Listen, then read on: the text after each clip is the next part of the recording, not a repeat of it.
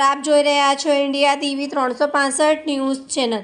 તાપી જિલ્લા વાલોડ તાલુકામાં આવેલ બેડકુવા ગામમાં ઉમરી ફળિયાના રહેવાસી રાહુલભાઈ પ્રવીણભાઈ ગામિતના ઘર નજીક તારીખ 30 ઓગસ્ટ શનિવારે વન્ય પ્રાણી દીપડી નજરે પડતા તરત જ વાલોડ વન વિભાગને જાણ કરવામાં આવી અને તારીખ 30 ઓગસ્ટ શનિવારે સાંજે ઉમરી ફળિયામાં પાંજરું મૂકવામાં આવ્યું અને તારીખ 1 સપ્ટેમ્બર સોમવારે સવારે 5 વાગ્યેથી શિકારની શોધમાં નીકળેલી 4 વર્ષની દીપડી પાંજરે પુરાઈ।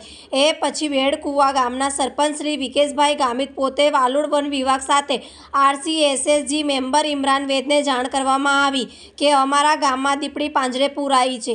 આ દીપડી વિશે જાણ થતાં તાત્કાલિક RCSSG મેમ્બર પોતે હાજર થઈ, તે સાથે વાલોડ વન વિભાગના કર્મચારી સંદીપ ચૌધરી પોતે પણ હાજર થયા। પાંજરાનો કબજો લઈ અને તરત જ પાંજરે પુરાઈ દીપડી વાલોડ વન વિભાગની નર્સરી પર મૂકવામાં આવી। જોતા રહો ઇન્ડિયા ટીવી 365 ન્યૂઝ ચેનલ।